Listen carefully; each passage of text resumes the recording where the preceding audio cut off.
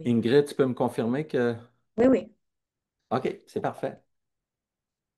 Donc, ma présentation aujourd'hui va parler des autos anticorps. Je ne sais pas s'il y en a qui entendent la musique derrière en musique de fond. C'est une musique de Metallica. Et Metallica avait une chanson, je ne sais pas s'il y a des fans de Metallica dans l'audience, mais Metallica avait une chanson qui s'appelait Fight Fire with Fire, combattre le feu par le feu. Alors, moi, ce que je souhaite, c'est combattre les auto-anticorps avec des anticorps modifiés synthétiques. Et ça va être le sujet de ma présentation aujourd'hui. Alors, je vais me présenter, Luc Vallière. Je viens du Saguenay, d'où mon accent. J'ai fait un doctorat à l'Université Laval dans les années 98. Et donc, dans le domaine de la neuroimmunologie, puis c'était pas assez. Dans le temps, il n'y avait pas beaucoup d'emplois, puis c'était pas assez pour devenir chercheur. Il fallait faire absolument un postdoctorat. Alors, j'ai fait un postdoctorat à San Diego. Ça a été merveilleux. Mes enfants sont nés là-bas. Et puis, je suis déménagé à Québec en 2002, où est-ce que j'ai établi mon laboratoire sur la sclérose en plaques et les maladies immunitaires, neuro-inflammatoires. Donc, qu'est-ce que la neuroimmunologie? La neuroimmunologie, c'est une discipline scientifique qui étudie les interactions entre le système nerveux et le système immunitaire. Donc, vous avez ici le système nerveux d'illustrer le cerveau et la moelle épinière. C'est ce qu'on appelle le système nerveux central. Et il y a une espèce de barrière. Les vaisseaux sanguins sont différents dans le cerveau et la moelle épinière, ce qui fait que les cellules du système immunitaire et les molécules, comme les anticorps, que vous connaissez probablement bien, ces molécules-là, ces éléments-là du système immunitaire ne peuvent pas rentrer à l'intérieur du système nerveux central. Par contre, lorsqu'il y a des dommages, des accidents, des maladies, là, il y a une infiltration. Ça peut être bénéfique, mais ça peut être aussi dommageable dans certaines conditions. C'est quoi le rôle de la neuroimmunologie? C'est la science qui étudie ces interactions-là du système immunitaire dans le système nerveux lors de maladies et l'objectif est de trouver de nouvelles thérapies. Donc, voilà les différentes maladies auto-immunes du système nerveux central, donc des maladies causées par le système immunitaire. Euh, donc, je les ai divisées ici en deux. À droite, ce sont les maladies causées par des anticorps ou dans lesquelles il y a des anticorps de clairement identifiés. À gauche, ce sont des maladies auto-immunitaires dans lesquelles on n'a pas d'auto-anticorps d'identifiés. Et vous voyez que la première maladie ici, la sclérose en plaques, c'est une maladie qui attaque pas les neurones, pas les cellules nerveuses, mais d'autres types de cellules de soutien dans le système nerveux. Cette maladie-là, c'est une maladie la plus fréquente, la maladie auto-immunitaire la plus fréquente. C'est pas une maladie rare. Et toutes les autres maladies, ce sont toutes des maladies rares. Et depuis quelques années, on a identifié des marqueurs, des anticorps dans la sclérose en plaques qui nous a permis de dire que la sclérose en plaques, ce n'est pas une maladie, c'est plusieurs maladies.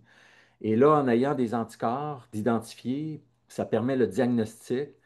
Puis, on a identifié deux nouvelles maladies, la maladie neuromyélite optique, où est-ce qu'on a des anticorps contre l'aquaporine, et la MOGAD, maladie, celle-là, la maladie MOGAD, où est-ce qu'il y a des anticorps anti-MOG. Donc, c'est deux nouvelles maladies. Et d'un autre côté, ici, il y a les encéphalites auto-immunes dirigées contre les fibres nerveuses. C'est toutes des maladies rares. Et ici, vous voyez qu'il y a beaucoup, beaucoup d'anticorps qui ont été identifiés et qui permettent de caractériser ces maladies-là. Et l'une d'entre elles, c'est le syndrome de la personne raide, dans lequel plusieurs anticorps ont été identifiés. On ne connaît pas encore, donc c'est des marqueurs de la maladie. Est-ce que ces anticorps-là jouent un rôle pathogénique ou est-ce que ça ne cache pas d'autres réactions inflammatoires qui, elles, sont pathogéniques? Ça, on ne le sait pas encore. Il y a beaucoup d'études à faire là-dessus. Donc, quelques mots sur le syndrome. C'est une maladie donc auto-immune, neurologique, rare. Donc, une personne sur peut-être 1 million. qui sont affectés par la maladie. Puis c'est peut-être pas juste une maladie, c'est peut-être comme la sclérose en plaques, plusieurs maladies, donc dirigées contre plusieurs cibles, mais ça donne toutes des symptômes similaires. Donc surtout une raideur musculaire, des spasmes musculaires. Euh, Ces spasmes-là sont dus à un problème neuronal. Ce n'est pas le muscle le problème, c'est vraiment certaines neurones. On a ici des neurones qui sont, on les appelle GABAergiques parce que c'est des neurones qui produisent le GABA, un neurotransmetteur. Un neurotransmetteur qui est inhibiteur. Donc, lorsqu'on a un muscle, je ne sais pas, un membre, un bras ou une jambe comme ça, il y a toujours plusieurs muscles. Il y a un muscle qui va se contracter, c'est le muscle agoniste, et l'autre muscle va se détendre. Donc, ça permet les mouvements. Donc, il y a toujours une contraction versus un relâchement, une inhibition. Et le neurone qui inhibe, c'est un neurone qui produit ce qu'on appelle le GABA. Donc, c'est lui qui est défaillant, qui ne marche pas bien. Le GABA n'est pas produit ou il ne va pas agir. Donc, ça cause une raideur musculaire, des mouvements involontaires. Donc, les neurones, comment elles fonctionnent? Elles vont fonctionner par la transmission d'influx nerveux. Donc, c'est un courant électrique. Il faut voir ça comme ça, là. C'est vraiment un fil avec un courant électrique qui passe. Mais lorsque le courant électrique arrive à la fin de la cellule et veut communiquer avec une autre cellule ou le muscle, par exemple, euh, ce n'est pas le courant électrique qui va traverser directement. Il va y avoir un médiateur chimique. Donc ici, à la jonction, vous voyez ici une jonction entre deux cellules. Vous voyez ici, il y a des vésicules dans lesquelles il y a des neurotransmetteurs. Le courant électrique va faire sécréter le neurotransmetteur ici dans la fente et le neurotransmetteur va stimuler un récepteur qui va induire un courant électrique. Donc, le courant va continuer jusqu'au muscle. Le problème, c'est que le GABA ici va être mal produit ou mal sécrété. Il va pas jouer son rôle. Donc, ici, je grossis encore plus l'image. On a une fente synaptique. On a ici une enzyme, le GAD, qui est impliquée. On a des anticorps anti-GAD dans le syndrome de la personne raide. Le GAD va produire, à partir du glutamate, le neurotransmetteur qu'on appelle GABA, qui va s'accumuler dans des vésicules. Les vésicules vont être transportées, sécrétées, et vont libérer le GABA, qui va agir sur le récepteur GABA. Et lui, ce récepteur-là, va interagir avec plusieurs autres molécules pour induire un courant électrique. Donc, vous voyez ici, il y a plusieurs protéines, le récepteur, la guéphrine, les microtubules, etc. Donc, toutes ces molécules-là associées à la signalisation GABAergiques peuvent être la cible d'anticorps. Puis on bloque ces différentes molécules-là, ben, on peut causer un syndrome similaire au syndrome de la personne raide. Donc, chez un patient, ça peut être peut-être un anticorps contre le GAD qui va causer un problème. Chez un autre patient, c'est peut-être un récepteur contre le récepteur. Donc, c'est des anticorps qui vont se lier et empêcher la fonction de ces différentes molécules-là. Donc, ça m'amène à vous parler des anticorps. C'est quoi un anticorps? On voit ici la structure en trois dimensions d'un anticorps. Ça forme une espèce d'Y. Vous avez tout en bleu, ici, la région qui est commune à tous les anticorps, et vous avez la région en rouge qui est unique. Chaque anticorps est différent. Ici, c'est le site de reconnaissance. Vous voyez ici, c'est comment on illustre en laboratoire les anticorps normalement. C'est composé des chaînes protéiques.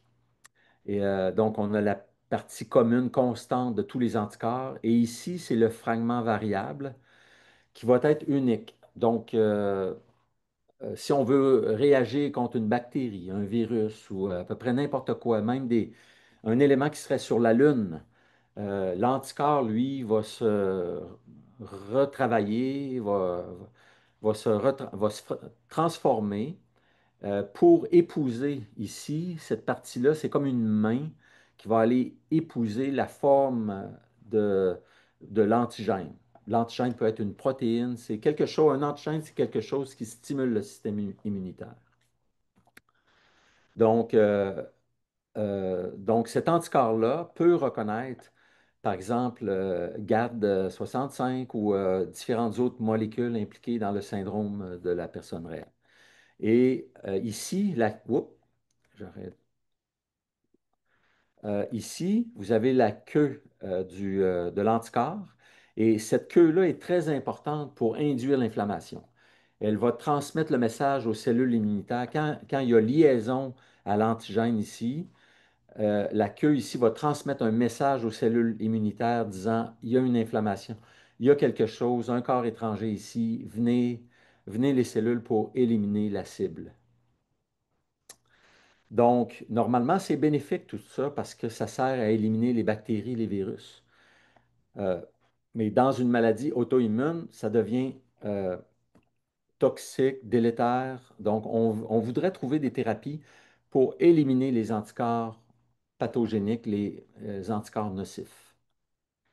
Donc, il y en a différentes thérapies. Voici des thérapies actuelles. Puis les thérapies ont beaucoup été développées, par exemple, dans des maladies comme la sclérose en plaques, parce que c'est une maladie très fréquente. C'est une maladie auto-immunitaire. Donc, si on développe des thérapies pour la sclérose en plaques, ça peut fonctionner aussi pour plein d'autres maladies. Vous avez ici des thérapies pour bloquer les pics de poussée aigus. Et en orange ici, vous avez les thérapies qui sont dirigées contre les autoanticorps. Donc, je vous donne un exemple ici, la plasmaphéreuse. Ça fonctionne pas bien dans la sclérose en plaques, ça fonctionne mieux dans d'autres maladies.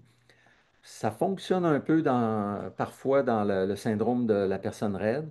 L'objectif ici, c'est d'aller sortir le sang du patient, d'aller nettoyer les anticorps, éliminer les mauvais anticorps. Pas juste les mauvais anticorps, les bons anticorps aussi. On les élimine, puis on retourne le sang au patient. Le problème, c'est qu'il y a beaucoup, c'est compliqué, c'est pas disponible la plasmaphéreuse dans toutes les régions du Québec ou du monde. Donc, c'est compliqué. Il faut développer des nouvelles thérapies parce que aussi, les anticorps vont être reproduits continuellement et vont revenir. Et là, on est obligé d'aller refaire faire ce traitement-là de façon régulière. Donc, c'est très pénible.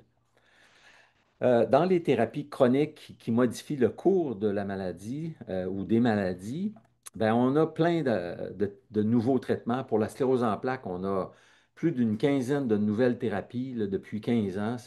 On trouve de nouvelles choses tout le temps, tout le temps. Mais ce qui cible les cellules B, c'est les cellules qui produisent les autoanticorps. Ben, on a juste les traitements ici en bleu, les anticorps anti-CD20, CD19. Ce sont des médicaments contre les cellules B. C'est les seules thérapies qu'on a. Mais il y a un problème avec ces traitements-là. Premièrement, ils éliminent toutes les cellules B, y compris les cellules B bénéfiques, ce qui peut augmenter le risque d'infection. Ce ne sont pas des thérapies qui sont curatives, parce qu'il y a des cellules mémoire qui ne sont pas éliminées et qui vont revenir continuellement. Et surtout aussi, c'est que ces thérapies-là n'éliminent pas les cellules B productrices d'anticorps, ni les auto-anticorps eux-mêmes. Donc, pourquoi? Vous avez les cellules B qui sont produites dans la moelle osseuse. Et là, ils vont se développer, puis ils vont sortir de la moelle osseuse, puis ils vont aller dans le sang, puis ils vont aller dans les organes lymphoïdes, la rate, les tissus lymphoïdes associés aux poumons, aux intestins, etc. Puis là, ils vont être activés, ils vont devenir des cellules activées, puis ils vont jouer leur rôle. Donc, toutes ces cellules-là, donc à la fin, cette cellule-là B, une fois activée, par exemple par une bactérie ou un virus, il y a certaines de ces cellules-là qui vont continuer de se différencier, puis qui vont sécréter des anticorps. Les autres cellules ne sécrètent pas les anticorps. C'est cette toute dernière cellule-là qui sécrète les anticorps. Or, les médicaments anti-CD20, CD19, CD20, CD19, c'est des cibles, c'est des protéines produites à la surface des cellules B dans la moelle osseuse et des cellules B ici qui circulent. Mais lorsque les cellules B se différencient en cellules productrices d'anticorps, ils perdent l'expression de CD20 et CD19. Donc, ils sont plus susceptibles aux médicaments. Donc, c'est pourquoi il faut développer de nouvelles cibles pour contrer les cellules productrices d'auto-anticorps et les auto-anticorps eux-mêmes. Donc, il y a beaucoup de... C'est très... le domaine est en ébullition. Il y a beaucoup de nouvelles thérapies.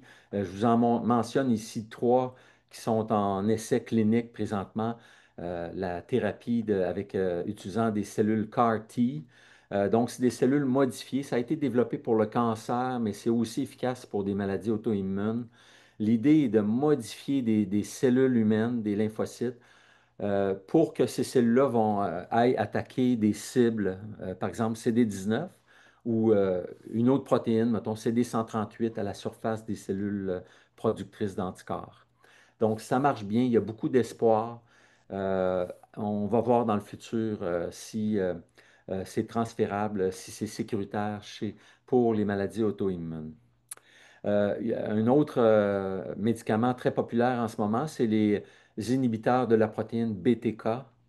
BTK, c'est une protéine intracellulaire qui est impliquée dans la signalisation. Par exemple, les cellules B, ils ont un anticorps à l'intérieur des cellules B. Il y a une protéine BTK qui est responsable de la signalisation. Donc, les inhibiteurs de BTK sont en phase clinique en ce moment. C'est aussi très prometteur. Et il y a aussi un récepteur très intéressant, le récepteur FcRn, qui est responsable de prolonger la vie des anticorps dans le sang. Normalement, les anticorps sont éliminés très, très rapidement, mais ce récepteur-là va faire que les immunoglobulines de type IgG, leur demi-vie, là, ça va être plusieurs semaines. Les cellules produisent l'anticorps, puis ça va rester des mois de temps dans la circulation sanguine. Et ça, c'est dû à cause de ces récepteurs-là. Donc, si on bloque le récepteur, ben, on empêche les immunoglobulines, les anticorps d'être recyclés, puis ils vont se faire dégrader très rapidement, en l'espace de quelques heures, quelques jours. Donc, c'est encore là un médicament très intéressant qui est en train d'être développé, qui est en phase clinique pour d'autres maladies. Mais moi, dans mon laboratoire, j'étudie deux nouvelles thérapies. C'est moi qui ai développé ces nouvelles thérapies-là. Puis c'est vraiment très prometteur. Puis c'est ça que je voudrais vous parler dans la suite de ma présentation. La première, c'est une thérapie euh, contre les autoanticorps. Un antagoniste, c'est quoi? C'est une molécule qui antagonise, qui va faire comme un auto-anticorps, qui va aller s'y lier sur la cible, mais il ne produira pas d'effet, puis il va empêcher l'auto-anticorps d'aller se lier sur la cible. Et l'autre thérapie, c'est une thérapie à base d'anticorps dirigée contre une autre protéine de surface qu'on appelle CD138. Et cette protéine-là, elle est unique, elle est juste exprimée sur les cellules productrices d'anticorps. L'objectif est de tuer ces cellules-là productrices d'anticorps. Donc, pour étudier et développer de nouvelles thérapies, étudier les maladies auto-immunes, on a besoin d'un modèle. Et le problème, c'est que pour les maladies rares, comme le syndrome de la personne raide, ben, il n'y a pas de modèle. C'est ça le gros problème. Donc, on est obligé d'utiliser ce modèle-là, l'encéphalite auto-immune expérimentale qui a développé, là, ça a été développé depuis 80-90 ans. Le modèle s'est beaucoup, beaucoup raffiné. Puis aujourd'hui, tout le monde utilise ce modèle-là. C'est un modèle où est-ce qu'on immunise des souris à l'aide d'un petit peptide. Un peptide, c'est une portion d'une protéine. Et là, c'est la protéine MOG. La protéine MOG, elle est dans le système nerveux et on veut s'attaquer à cette protéine-là. Fait qu'on veut stimuler le système immunitaire à détruire le MOG. Donc, la cible, c'est ce petit fragment-là, MOG, la région 35 à 55. C'est le modèle que tout le monde utilise dans le monde. Même si ce n'est pas ce qui se passe dans la maladie, le syndrome de la personne raide, c'est quand même très, très pertinent parce que dans ce modèle-là, il y a des cellules immunitaires qui rentrent dans le système nerveux central. Il y a plein de molécules inflammatoires qui sont produites. Puis, c'est les mêmes choses. C'est la même chose qui se produit dans toutes les maladies auto-immunes. Fait que si on développe une thérapie contre les cellules B ou contre un inhibiteur inflammatoire, ben, ça peut fonctionner dans plusieurs autres maladies. Il y a un problème avec ce modèle-là, c'est qu'il n'y a pas d'auto-anticorps de produit. Fait que nous, on le savait, puis on a voulu développer un nouveau modèle. Fait que notre modèle qu'on a développé dans les dernières années, c'est un modèle, c'est toujours dirigé contre la protéine MOG. On l'a appelé BMOG parce que c'est maintenant un antigène qui est dépendant des cellules B. Fait qu'on a toujours la région 35-55 ici, mais on a inclus toute la protéine extracellulaire. Puis on a introduit une mutation qui détruit cet épitope-là. Puis là, ce qui est important ici, c'est compliqué un peu pour vous, là, mais ce qui est important ici, c'est que les cellules B, ils peuvent capter cette protéine-là. Et même s'il y a une mutation ici, ils vont aller la présenter, ils vont aller présenter d'autres fragments aux cellules T, puis ils vont dire aux cellules T, allez causer la maladie dans le système nerveux central. Donc, ça devient un modèle qui est plus intéressant, qui est plus pertinent parce qu'il y a des autoanticorps d'impliqués, puis ça nous permet de développer des thérapies contre ces autoanticorps-là.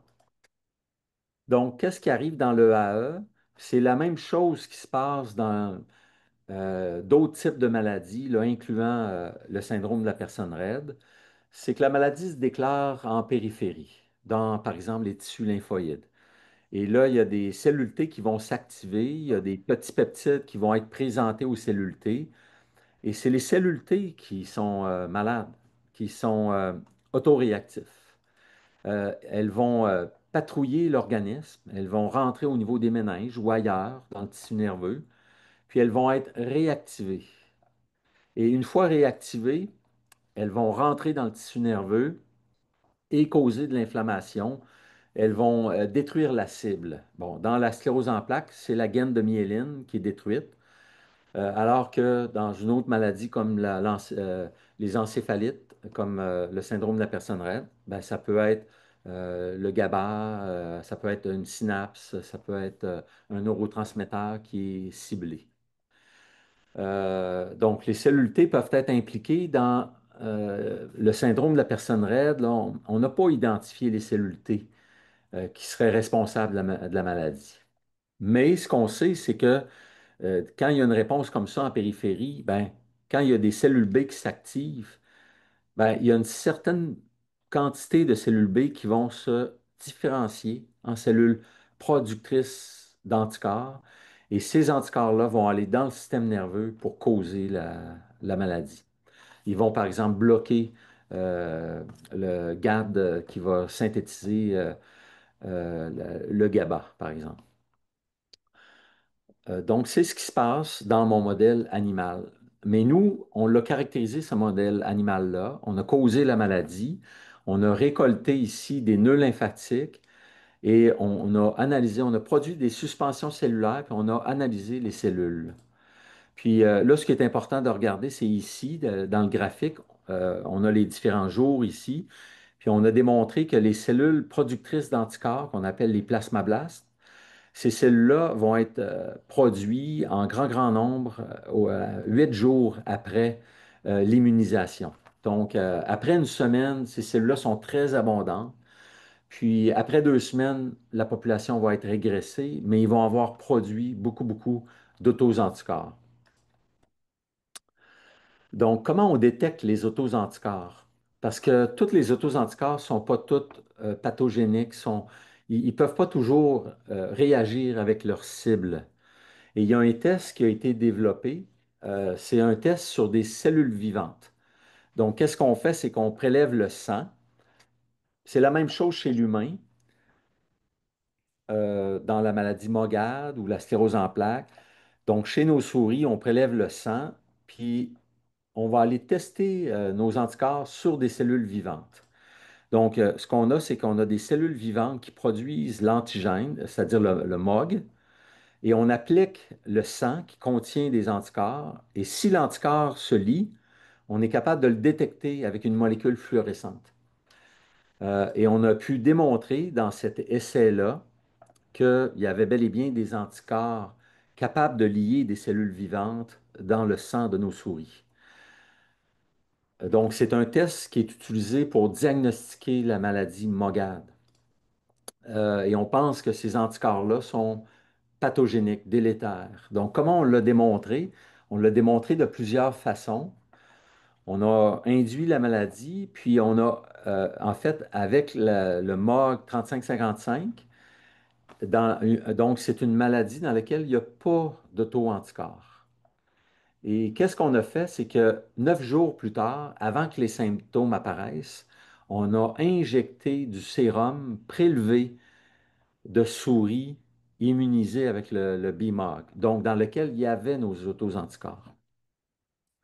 Si les anticorps sont pathogéniques, délétères, les anticorps vont rentrer dans le cerveau et vont aller contribuer à la destruction du tissu nerveux. Et c'est ce qu'on a observé. On voit l'évolution de la maladie normalement, la courbe en noir ici. Mais quand on injecte du sérum, la courbe en bleu, c'est ce qu'on voit. La maladie, elle est plus sévère.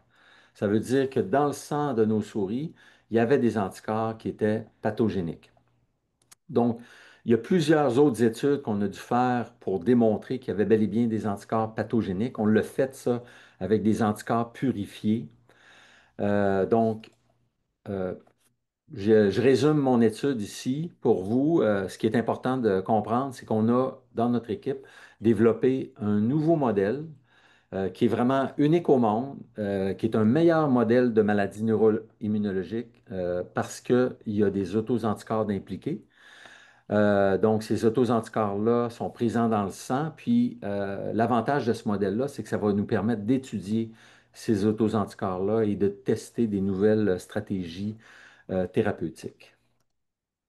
Donc, nous, on voulait développer deux stratégies thérapeutiques. La première, c'est une thérapie visant à contrer, à compétitionner les anticorps pathogéniques. Donc, si on veut prendre un anticorps puis voler la place d'un auto-anticorps, on veut le bloquer, ça nous prend un anticorps qui est inerte, qui n'a pas d'activité, parce que la queue ici va réagir et va causer de l'inflammation. Donc, si on prend cet anticorps-là, ici, c'est un test en culture cellulaire, puis si on prend cet anticorps-là, puis on le dirige vers une cible à la surface de cellules vivantes, on voit ici que l'anticorps va tuer les cellules en noir, la courbe en noir. Alors, on ne veut pas ça. On veut utiliser cet anticorps-là, puis on veut qu'il soit inerte chez un individu. Donc, on a muté ici la portion, la queue là, puis on a démontré que cette mutation-là, en vert, bloquait complètement les fonctions de l'anticorps. L'anticorps est toujours capable de lier sa cible, mais il n'est plus capable d'induire d'inflammation. Donc, ici, on a été les premiers à démontrer que ça fonctionnait là, chez la souris. On a démontré qu'il y a plusieurs récepteurs d'anticorps. Vous avez le récepteur 1, 2, 3, 4, et on a démontré que notre anticorps ici thérapeutique peut lier le récepteur 2, 2B, 3. On voit très bien la réponse ici que ça génère. Mais lorsqu'on crée la mutation, notre anticorps muté ici, on voit qu'il n'est plus capable d'induire les mêmes récepteurs. Donc, le récepteur devient inerte, incapable d'induire d'inflammation. Donc, vous me voyez venir, l'idée, c'était de prendre cet anticorps-là, de l'injecter à des souris pour que l'anticorps rentre dans le cerveau et bloque les sites MOG pour empêcher les auto-anticorps de venir se lier et d'induire de l'inflammation. Et c'est ce que... Donc, la première chose qu'on a fait, c'est qu'on a testé ça en culture cellulaire. C'est notre test diagnostic avec des cellules vivantes où est-ce on applique le sérum sur nos cellules vivantes, puis là, notre anticorps va aller se lier. Là, ce qu'on a fait, c'est qu'on a pré-incubé avant de mettre le sérum, on a mis notre anticorps thérapeutique. Et là, l'anticorps thérapeutique a pu lier le MOG, puis là, on augmente la quantité. Puis si on en met beaucoup, on voit qu'ici, quand on applique le sérum de souris, les anticorps ne peuvent plus lier les cellules. Puis on a démontré ici exactement la même chose avec du sérum provenant de patients qui ont la maladie MOGAD, qui ont les mêmes anticorps, des anticorps contre le MOG. On voit si on met notre anticorps thérapeutique, on peut bloquer la liaison aux cellules vivantes. Donc, ce qu'on a fait, c'est qu'on a traité nos souris avec cet anticorps-là thérapeutique, puis on a pu réduire la sévérité de la maladie de façon très significative. Donc, il y a environ 40%, la plupart des souris qui ont la maladie MOG, EAE, ils ne se remettent pas. Ils ont, un mois plus tard, ils ont toujours des symptômes. Alors que nous, avec ce traitement-là, on a pu protéger le système nerveux. Il y a eu 40% des souris qui ont récupéré complètement leur fonction. Donc, c'est juste une première étude. Vous imaginez, dans le futur, on va améliorer tout ça, améliorer les doses, etc.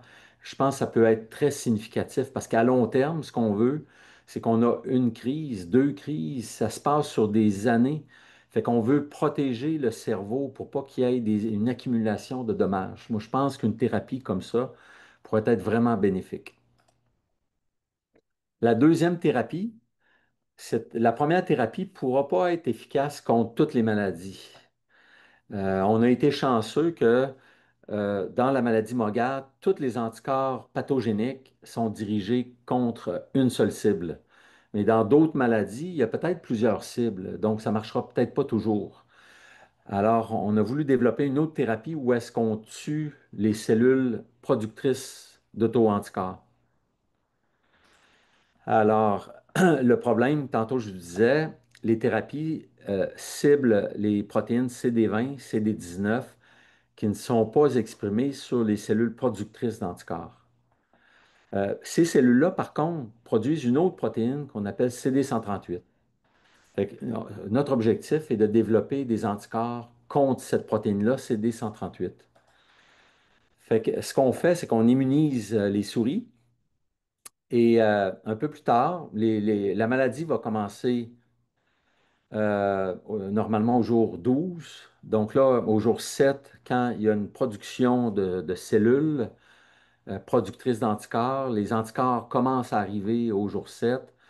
On injecte notre anticorps pour tuer les cellules productrices d'anticorps et on sacrifie les souris pour aller voir est-ce qu'il y a une déplétion, une destruction des cellules B productrices d'anticorps. Et on a vu que oui, dans le sang, on a bel et bien une production, une diminution du nombre de cellules productrices d'anticorps, mais pas là où ce que les cellules productrices d'anticorps sont produites, dans les nœuds lymphatiques, dans les tissus. On n'a pas été capable de le faire. C'est pas un problème. L'anticorps est capable de rentrer, de s'associer aux cellules, mais l'anticorps ne déclenche pas la destruction de ces cellules-là, puis on ne comprend pas exactement le mécanisme. Mais il y a des solutions. Pour le cancer, c'est des anticorps modifiés qui sont développés. Euh, Nous, on est en train de tester certaines de ces solutions-là. Par exemple, lorsqu'on produit un anticorps, il y a un groupe, un sucre, et ce sucre-là qui s'attache à l'anticorps, le sucre est très, très important pour la fonction. Puis le sucre, vous voyez ici, c'est un sucre qui a plusieurs groupements de sucre. Le fucose, par exemple, ici, peut être associé. Mais quand il y a un fucose, ça nuit un peu à, à l'anticorps pour que l'anticorps induise des réponses immunitaires. Donc, si on produit un anticorps sans groupement fucose, on améliore l'efficacité de l'anticorps. Donc, c'est ce qu'on a fait. Une autre chose aussi, c'est qu'il y a des mutations qui ont été créées. Fait qu'on a créé un nouvel anticorps avec une mutation, la mutation E430. Puis là, je vais très très vite là, en vous disant que cette mutation-là augmente le pouvoir de l'anticorps de déclencher le complément, donc c'est une réponse immunitaire très forte qui va détruire les cellules. Donc, cette mutation-là augmente cette réponse-là, favorise cette réponse-là. Fait que là, on a un anticorps modifié avec pas de fucose, avec une mutation, et on l'a testé à nouveau chez nos souris. On a fait la même chose, mais là, on a utilisé un anticorps modifié. Et là, ce coup-là, c'est pas parfait, mais on a bel et bien eu une diminution significative dans les nœuds lymphatiques. C'est pas parfait. Dans le sang aussi, on a eu une diminution. Puis, on a vu une diminution d'anticorps pathogéniques anti-MOG. Donc, c'est pas parfait tout ça, mais il y a de l'espoir. On va travailler dans les prochaines années sur de nouvelles mutations. On va tester des nouvelles doses, par exemple, puis on pense un jour arriver à bien dépléter, à bien éliminer les cellules productrices d'anticorps, parce que ces cellules-là, ce sont des cellules mémoire. Elles ont une mémoire, elles vont aller se cacher dans la moelle osseuse, puis elles vont se réveiller. Dans 5 ans, dans 10 ans, elles vont se réveiller et continuer à produire des... donc, c'est les cibles à atteindre. C'est les cellules qu'il faut éliminer, puis on pense un jour y arriver.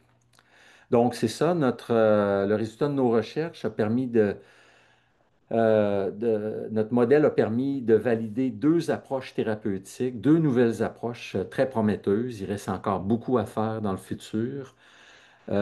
Puis, ça pourrait être appliqué pas juste à la sclérose en plaques ou à la maladie Mogad, mais à toutes les maladies neurologiques auto-immunes. Donc, je pense qu'il faut continuer nos efforts. Euh, J'aimerais vous laisser avec un vidéo. Ingrid, tu me diras si tu entends bien la vidéo. Ça dure 1 minute seulement, puis c'est un résumé de tout ce que je viens de vous dire. Donc, cette étude-là va être publiée très prochainement. C'est un résumé là, de nos découvertes. Alors, on y va avec la vidéo, puis on se parle tout de suite après. Notre corps est équipé d'un puissant système de défense appelé le système immunitaire. Une composante importante de ce système est le lymphocyte B. Ce type de cellule produit des anticorps qui voyagent à travers l'organisme pour combattre les envahisseurs étrangers comme les virus et les bactéries. On peut imaginer un anticorps comme un missile guidé naturel. Il possède une tête chercheuse qui reconnaît spécifiquement la cible à détruire. Une fois la cible identifiée, la queue de l'anticorps déclenche des mécanismes de destruction pour l'éliminer. La plupart du temps, les anticorps sont bénéfiques, car ils nous protègent des infections. Cependant, dans certains cas, ils peuvent accidentellement réagir contre nos propres cellules, provoquant des dommages collatéraux. Ce problème contribue aux maladies auto-immunes telles que la sclérose en plaques, dans laquelle des auto-anticorps attaquent et détruisent certaines cellules du système nerveux. Pour contrer ces auto-anticorps dévastateurs, une équipe de chercheurs, dirigée par le docteur Luc Vallière à l'Université Laval, a développé une nouvelle approche prometteuse. Ils ont créé un auto-anticorps modifié dont la queue a été rendue inactive, l'empêchant de déclencher les mécanismes de destruction. Lorsque cet anticorps modifié est injecté à des souris développant une maladie apparentée à la sclérose en plaques, leur tête chercheuse s'associe à la même cible sans induire de destruction, ce qui bloque la liaison des auto-anticorps nuisibles et atténue la maladie. Cette nouvelle thérapie offre une lueur d'espoir aux personnes souffrant de maladies auto-immunes impliquant des auto-anticorps. Grâce à des recherches innovantes comme celle-ci, nous pourrons peut-être un jour mieux contrôler ces maladies dramatiques.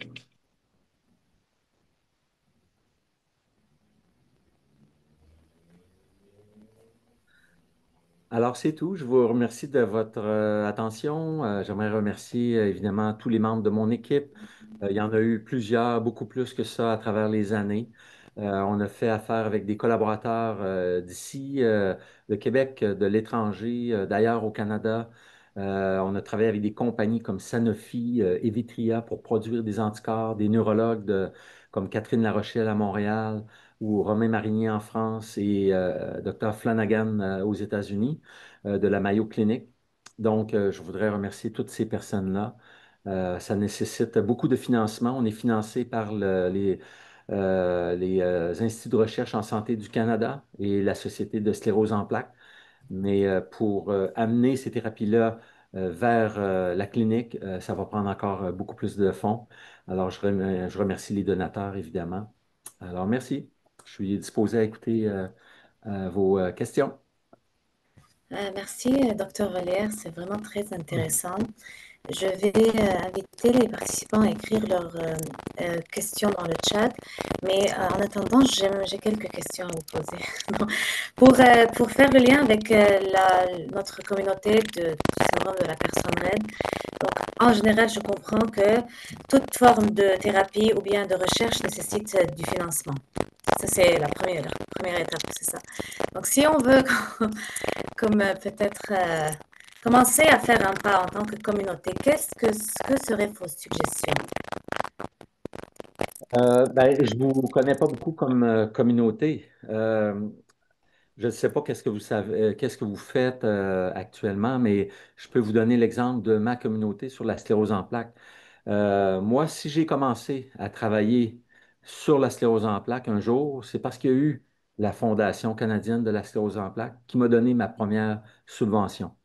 Donc, comme chercheur, quand tu arrives de l'étranger, tu essaies d'avoir du financement. C'est extrêmement difficile et compétitif. Donc, on a besoin de fonds. Puis là, on applique comme jeune chercheur, puis là, on se fait dire non, on se fait dire non, non, non. Mais là, il y a des fondations qui disent non, non, non, lui, il travaille, on veut donner de l'argent aux jeunes chercheurs. Et donc, cette société-là m'a donné ma première chance. Donc, ça, c'est fantastique. Puis, ils m'ont toujours supporté durant toute ma carrière, ce qui fait que j'abandonne pas la sclérose en plaques.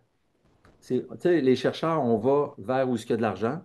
S'il y a de l'argent dans mon domaine, dans la sclérose en plaques, je vais rester sur la sclérose en plaques. Puis, il y a beaucoup de gens, il y a beaucoup de gens impliqués, ils ont beaucoup de levées de fonds. Puis, il y a des porte-paroles. Il y a des porte-paroles, tu sais, des gens qui ont des maladies très connues. Tu sais, aux États-Unis, on a tu sais, il y a Terry Fox, où il y a différentes maladies où il y a une personne, un porte-étendard. Donc, cette personne-là s'implique beaucoup et aide la communauté à faire des levées de fonds. Puis, tu sais, il ne faut pas travailler en vase clos, comme je disais, parce que tu sais, c'est une maladie rare. Fait que est-ce que ça va solliciter beaucoup de donateurs, etc. Mais de travailler en partenariat avec d'autres maladies rares ou même la Société de sclérose en plaques, ça pourrait être vraiment utile. Merci beaucoup. Je vais laisser la parole à Victoria. Elle voulait poser plusieurs questions. Peut-être, Victoria, se limiter à deux. C'est mieux peut-être. Je te laisse la parole, Victoria.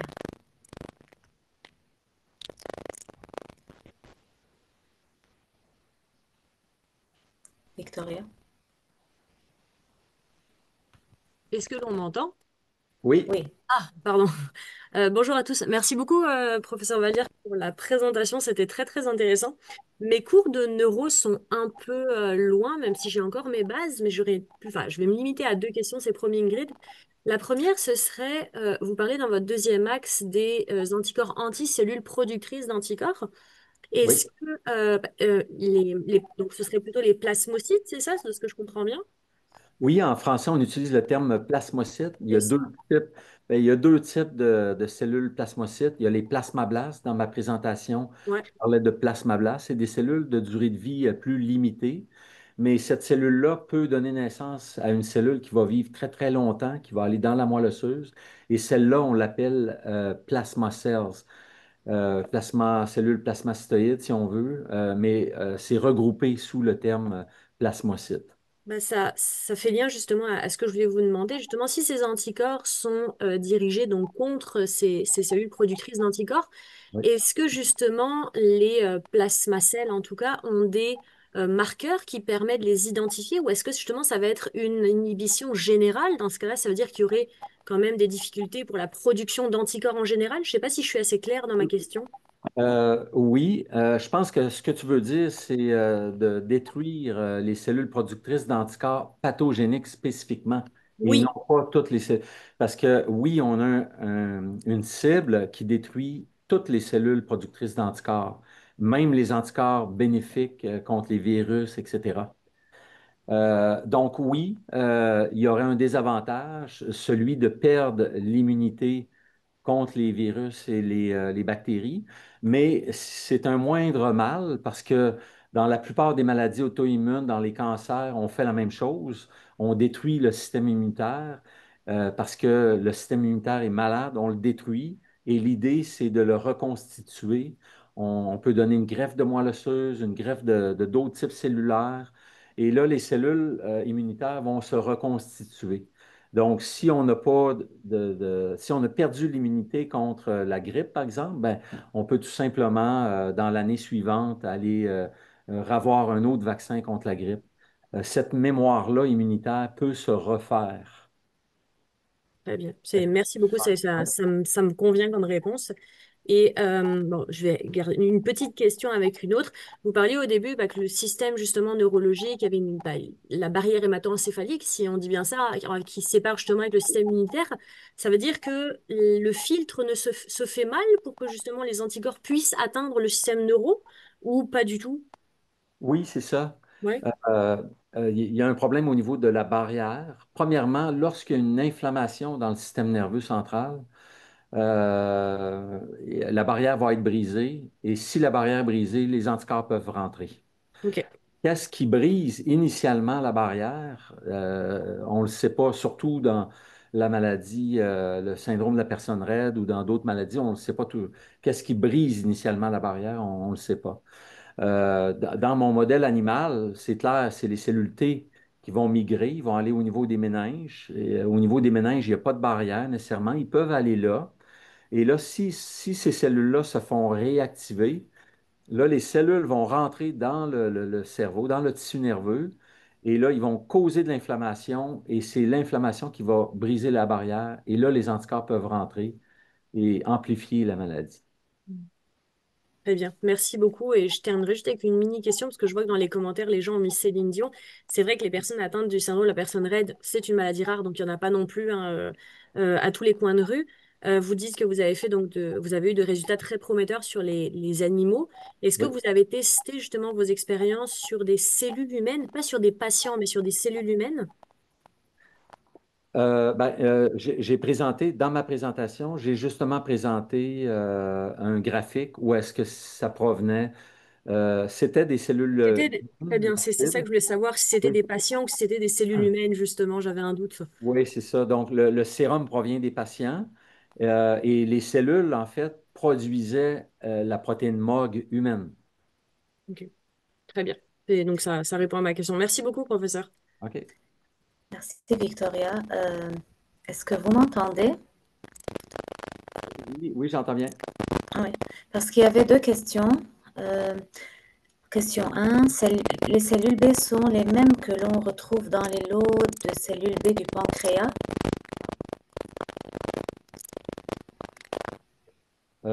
J'ai plus, donc, ça grichait beaucoup. Si j'ai bien compris, est-ce que c'est les mêmes cellules B que vous dites, que l'on retrouve dans le pancréas? Oui, oui.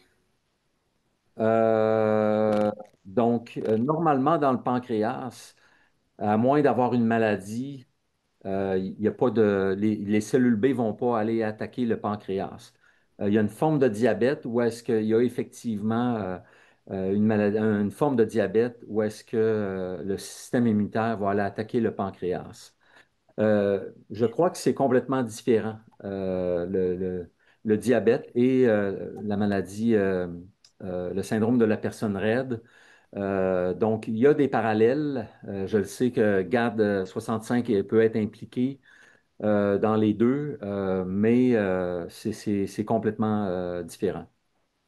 Ok, parfait, merci. Et la deuxième question, c'est si je comprends bien, un anticorps thérapeutique est un anticorps inerte qui bloque la fixation de l'anticorps anti-GAD à son récepteur, l'empêchant ainsi de nuire. N'y Oui. a-t-il pas un risque que le corps se mette à produire plus d'anticorps anti-GAD ou se muter pour contrer ce blocage?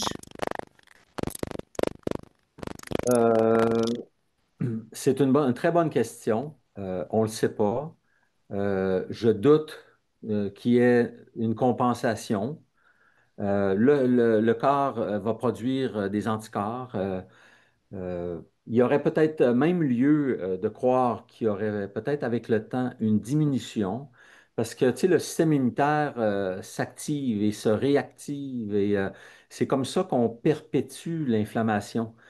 Donc, il faut calmer l'inflammation pour qu'il y ait un arrêt de production d'anticorps pathogéniques.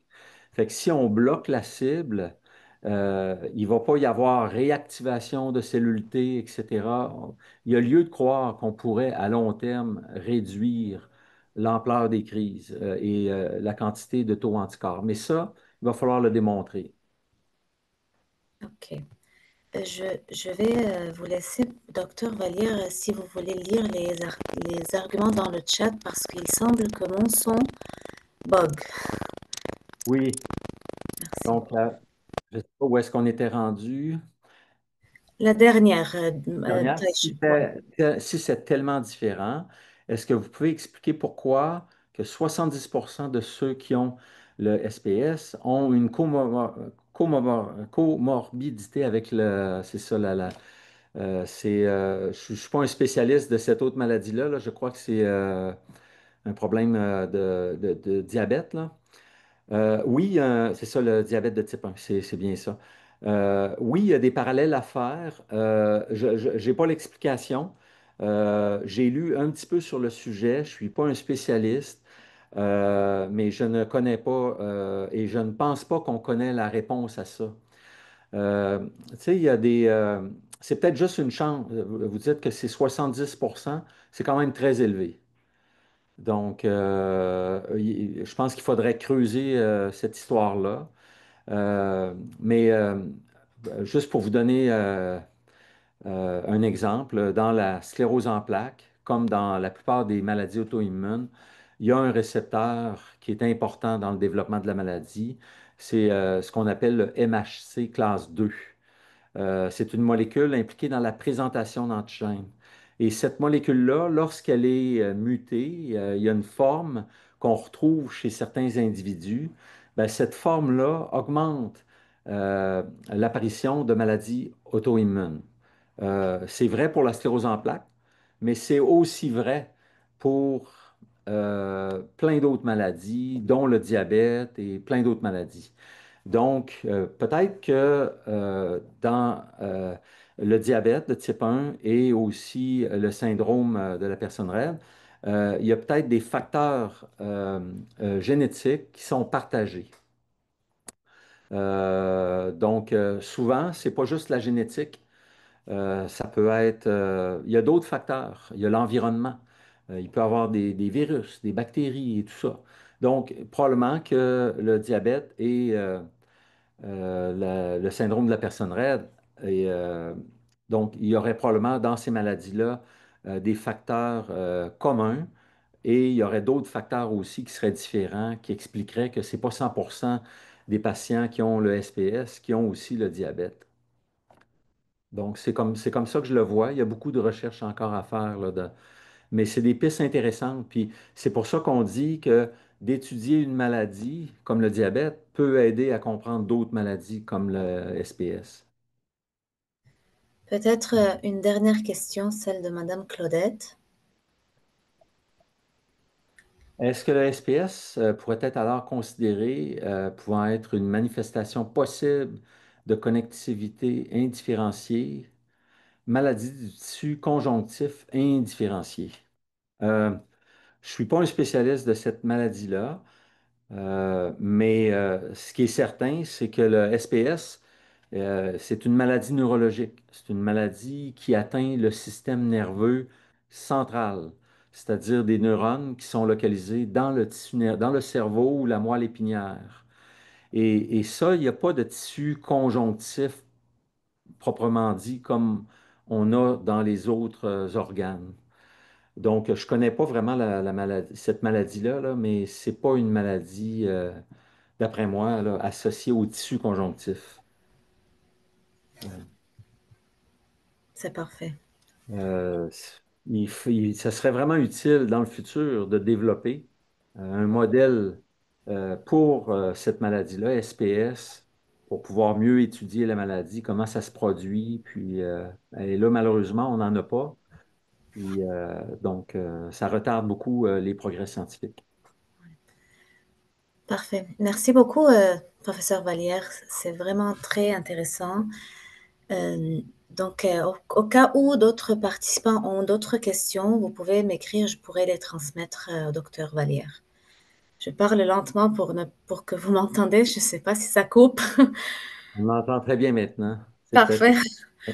Donc, merci beaucoup. Merci encore une fois, docteur Vallière, pour cette très belle présentation. Et je vous souhaite à tous une très belle fin de journée. Merci beaucoup. Bonne Merci. journée. Bon courage. Merci. Bye bye.